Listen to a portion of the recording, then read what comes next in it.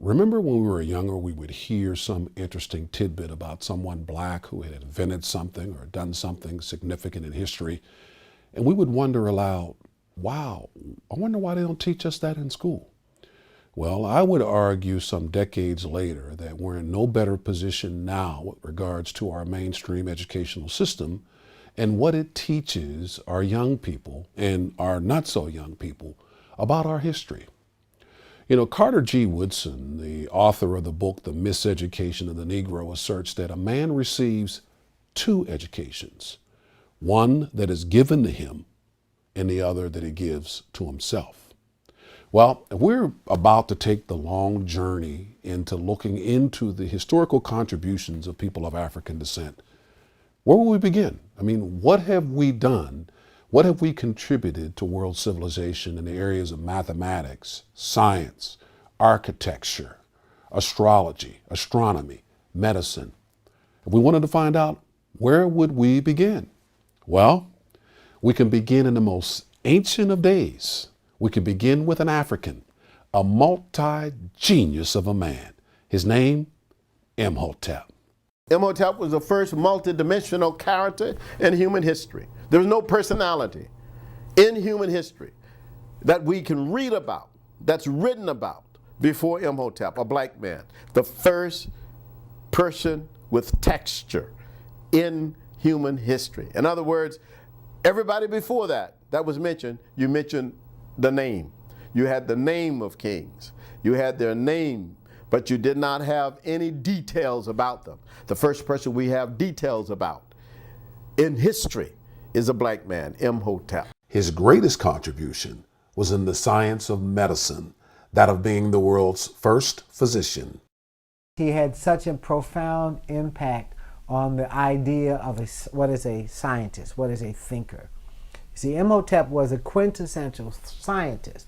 Not only was he the architect of the first massive stone building in history, the Step Pyramid of Saqqara, but he also cataloged thousands of medicinal uses of plants. He didn't just sit and list plants. He said, this plant is used to help cure this. So you put this plant on your eye if your bee stings you on your eye. You take this plant, put it on an open wound, if this wound is taken. You pick this plant if you're suffering from indigestion. You take this. 3,000 medicinal uses of plants. Imhotep is believed to have treated tuberculosis, gallstones, appendicitis, gout, and arthritis. He also performed surgery and practiced some dentistry. This is the world's oldest known surgical document, the Edwin C. Smith Papyrus. Edwin Smith was merely a purchaser of precious antiquities. He had no ownership in its genius. That belongs to the African Renaissance man, Imhotep. The Edwin C. Smith Papyrus is a medical book of 48 different surgical procedures written in exquisite detail, dealing with cranial sutures, the external surface of the brain, examination, diagnosis, and treatment of head injuries, fractures of the neck, collarbone, skull, nose, and arm, as well as tumors, cysts, sprains, and dislocations.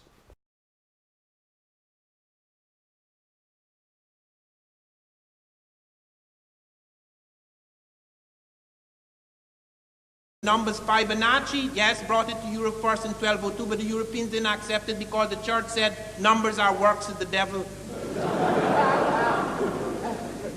It's as late as the 17th century.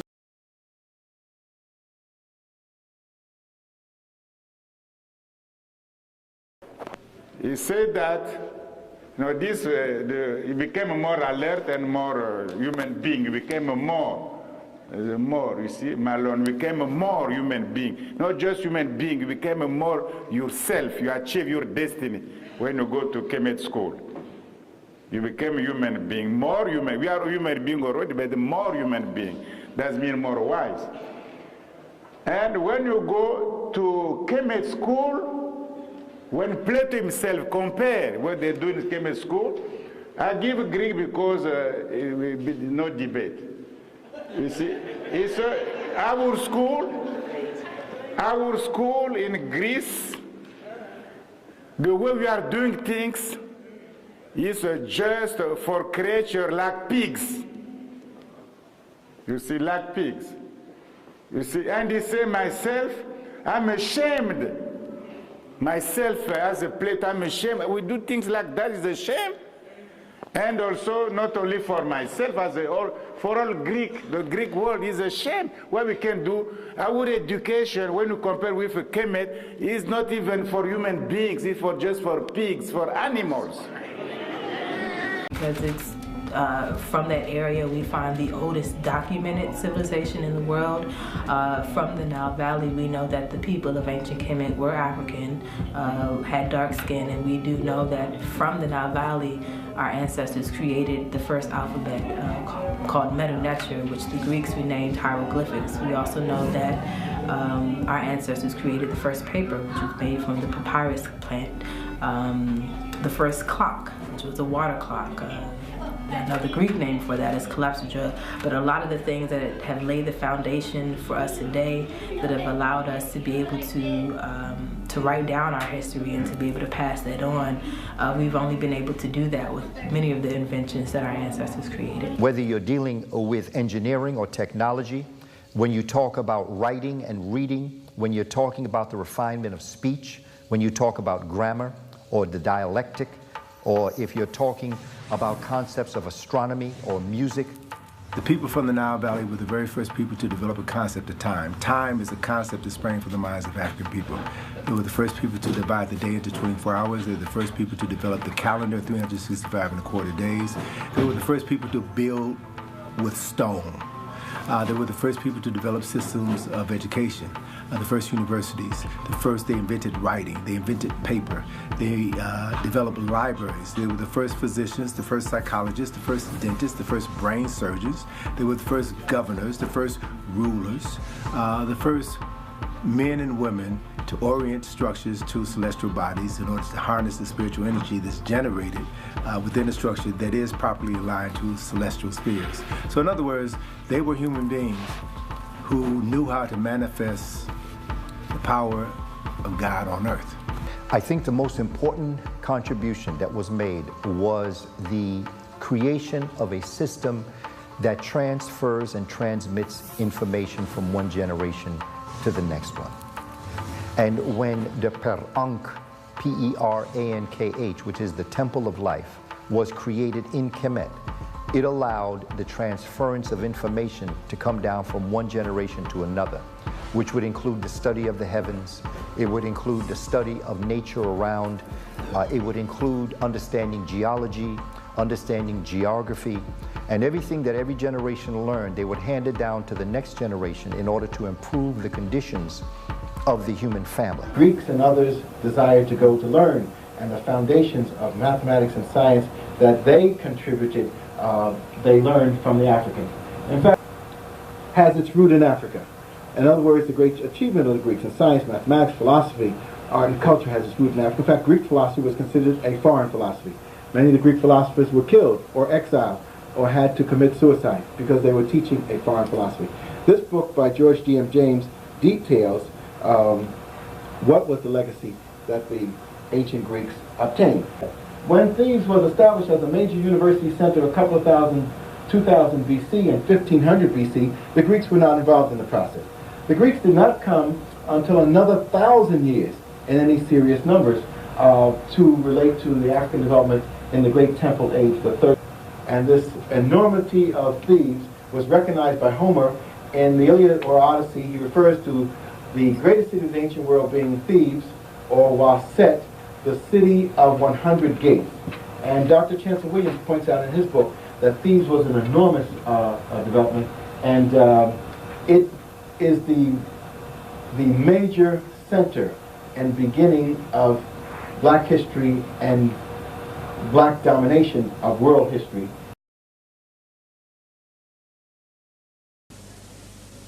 Most anthropologists have been satisfied to go looking for vanishing little tribes, utterly irrelevant, the Booga Booga and the Luga Booga. And they go and they spend 6 months a year and they study all they know about the Luga Booga. All their little ritual and their dances and their kinship system, who is my mother's brother, sister, son, etc.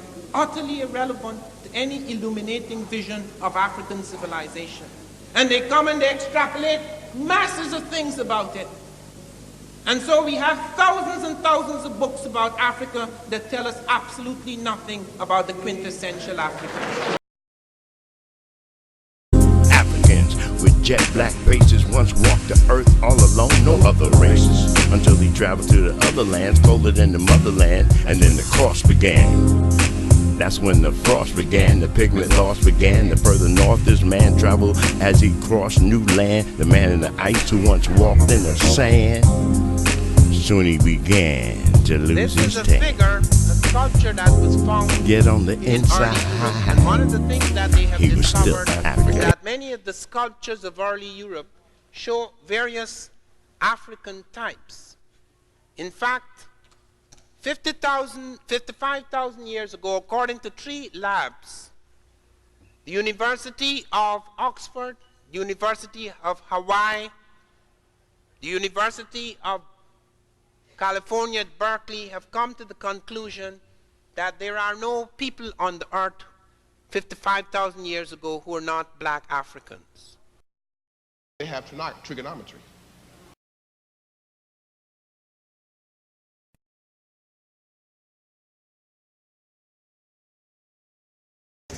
Look at this. Go ahead. Look at this.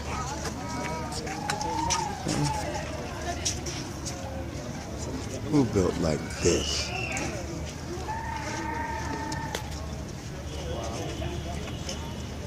Awesome or what? Now look.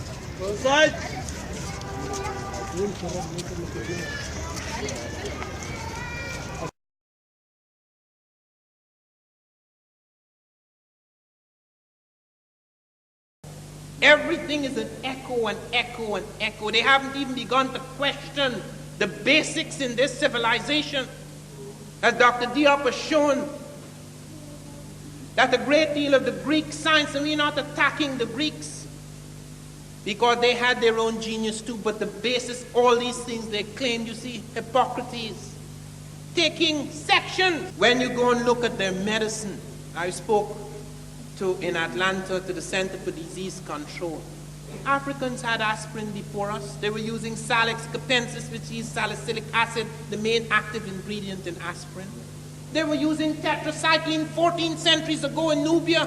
They found the yellow-green flash of tetracycline in Nubian bones 14 centuries ago. They only started using that antibiotic in America in the 1950s.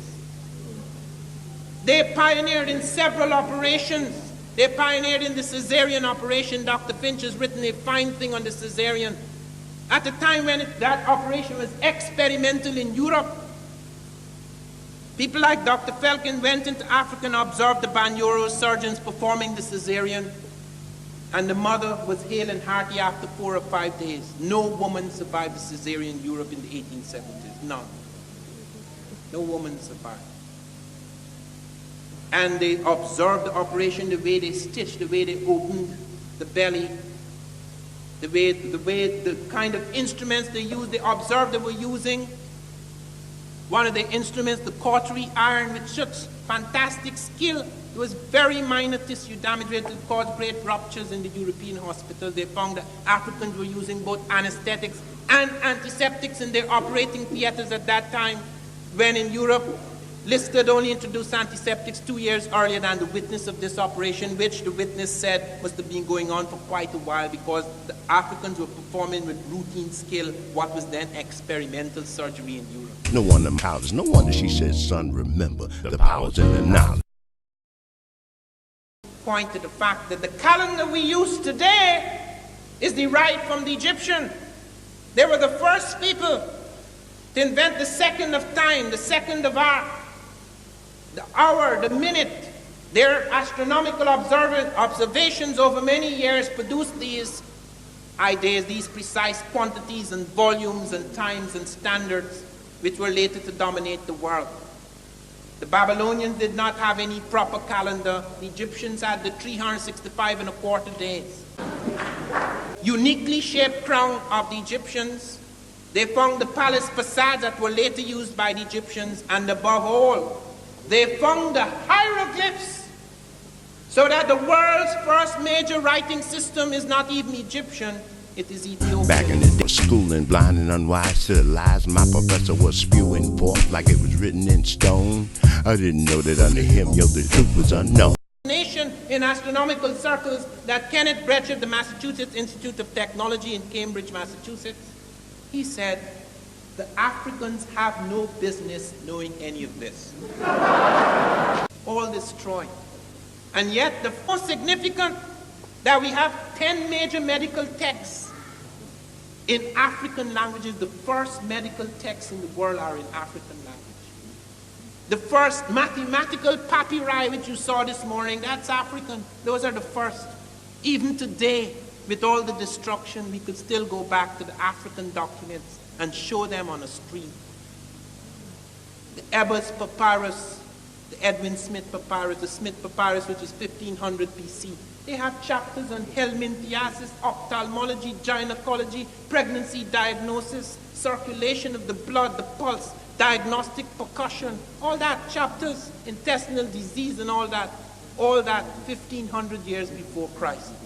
Quite clear, in the very early stages of civilization, something very unusual happened. I was with my wife in Egypt last summer and we went to Aswan. And I looked at a block, an obelisk, a stone obelisk which had been cut many centuries ago. And I looked at the way it had been cut, the perfection of the cut.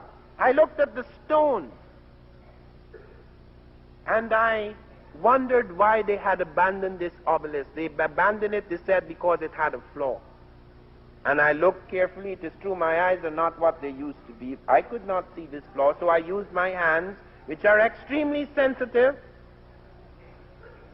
And it had to be pointed out to me where the flaw was, and it was very clear to me it would have taken centuries for that flaw to really make a difference. But our people didn't play around with things. It had to be perfect. When the Japanese were building the pyramid, when they tried to put the stones in alignment, they cracked and broke and were badly scratched. When they went to check the stones that the Egyptians had put into alignment, 1/1000th of an inch accurate, not a single stone was scratched or cracked. You are dealing with people who felt you had to be as perfect as possible. Let us pray that those of us, our people who learn of their heritage, their ancestors, will not accept mediocrity as their standard. One of you, when you know what your ancestors did, because only then do you know what you can do.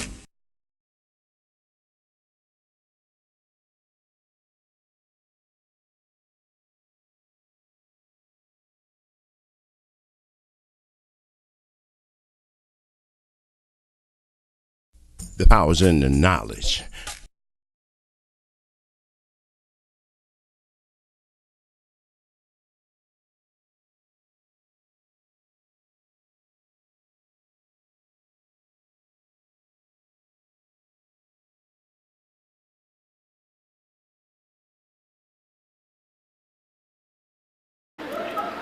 A priest was a man who went into the system of education, which you call the mystery system, from age 7, at the time when he was circumcised and brought in.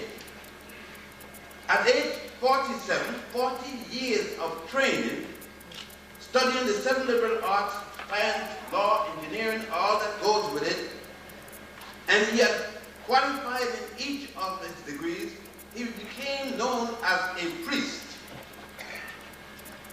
So that means that you will spend 4 years for your bachelor's, 2 years for your master's, and another 2 or 1 depending for your doctorate. You would have just begun to study. And you're talking about a long time of study.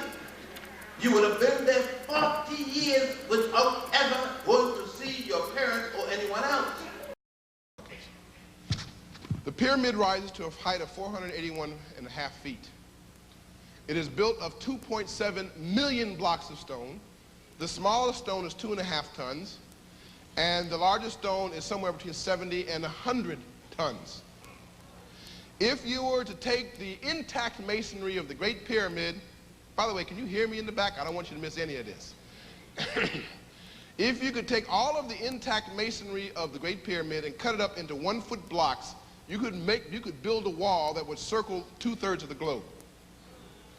And you know they built it without even using the wheel? They used to float 1,000-ton blocks of granite from Aswan 500 miles down the river, and they can't even do that today. The pyramid was oriented precisely to the 4 cardinal points. The base of the pyramid, the side of each base of the pyramid was 755 feet, 6 inches, with an average error of 1/10,000th. The casing stones that covered the pyramid were so finely jointed that you could not and cannot insert a piece of your hair in between the joints, even today, where they are still in existence. The area of the base of the pyramid is 13 acres. But it's real interesting. If you look at the height of the pyramid, it is, if you measure it, it is the radius of a circle that you can create by turning the base of the square base of the pyramid into a circle. And therefore you can find the square base by the area of the perimeter of the square base by 2 pi r. So that means they had built the constant, the geometric constant of pi, into the pyramid. The descending passage was precisely aligned to the North Pole star that was in place 3,350 years BC, which only, and it used to shine down to the grotto into a pool of water, and of course it's only in that place once every 26,000 years. The so-called ventilating shaft of the King's Chamber oriented exactly to Orion in the southern heavens, and the one from the Queen's Chamber is oriented exactly to Sirius, also in the southern heaven. There has never been anything like it in the world. Nothing. These are various kinds of surgery practiced in traditional Africa, particularly in East Africa, right about now. As I say, my pièce de résistance, my crowning glory. I won't say mine, but since I'm presenting it, I call it mine. Because if there's any single, if someone said, Dr. Finch, show one slide to make your entire point, it would be this one, of all the ones that I've shown. R.W. Falcon, a medical missionary traveling in Uganda in 1879, interested in traditional obstetrics, came upon this scene in a village in the Banyoro Kingdom of Uganda and was allowed to witness it. Woman, 20 years old, first pregnancy, in labor 3 days without progress. 3 men, one holding her abdomen, the other holding her stomach, and the other, as you see the surgeon, poised with a knife. Mutters an incantation, takes banana wine, alcohol, washes his hands with it, washes the abdomen with it, then proceeds to cut her from the xiphoid process down to the pubis symphysis in what today is called a classical incision. Takes the cautery irons one by one, slitting off the bleeding points, opens up the peritoneum, opens up the uterus, takes out the baby, cuts the cord, clamps it, hands the infant to an assistant, then seals off the bleeding points again with the cautery iron that I showed you, turns the woman over on her side so the amniotic fluid would spill out, turns her back on her back, takes his fingers and goes inside the uterus and dilates the cervix from within. Now the obstetricians and gynecologists in the room know what the significance of that is. You have to do that in order to let postpartum blood escape. Again, sealing off the bleeding points with red-hot cautery irons, then closing the uterus and the abdomen with 7 sharp spikes. Falcon observed mother and child for 11 days. The mother had 2 days of fever, which disappeared, and after 11 days, mother and child were alive and well. An elective cesarean section like this, elective, was not even done routinely in Europe until 20 years later. Falcon's informants say this was custom among their peoples. that when a woman could not push a baby out, they would hand her over to the surgeon. This has been going on for generations. This was no fluke. In fact, Falcon says you couldn't get this level of coordination and professionalism and surgical skill without a tried and true operation that had been going on for a long time. The surgeon obviously understood the concepts of anesthesia, antisepsis. He used wine, that is alcohol, to clean the surface and his hands, and hemorrhage control. Now, the anesthesia is the most confusing part, because the only thing that they will say is that that Falcon noticed, I should say, is that she was given a concoction of banana wine. But the only time she made a noise is when the surgeon introduced the knife at the beginning. She made a little noise in her throat, and then for the rest of the operation, she did not utter a sound, even though she was awake. So there was something else in that concoction than just grog. I don't even rule out the possibility there may have been, shall we say, psychogenic or hypnotic factors involved. You know, the neurologist in the room and the psychiatrist in the room, people like Pat Newton and others, know about endorphins, et cetera, et cetera. These are the biochemical substances within the body, created by the body, that cause anesthesia, that are released by things such as acupuncture. I'm speculating a little bit here, but I mean, I think all of this is a worthy speculation. The point is that this is a landmark, not merely in African surgery, this is a landmark in surgery, in a place at that time which was being called Darkest Africa. Had surgical technique that Europe had not, or America had not even achieved up to that time. You are dealing with people who felt you had to be as perfect as possible. Let us pray that those of us, our people who learn of their heritage, their ancestors, will not accept mediocrity as their standard. Want to see the proof? Want to get that power? The power's in the knowledge, but it only comes to you when you know what your ancestors did, because only then do you know what you can do.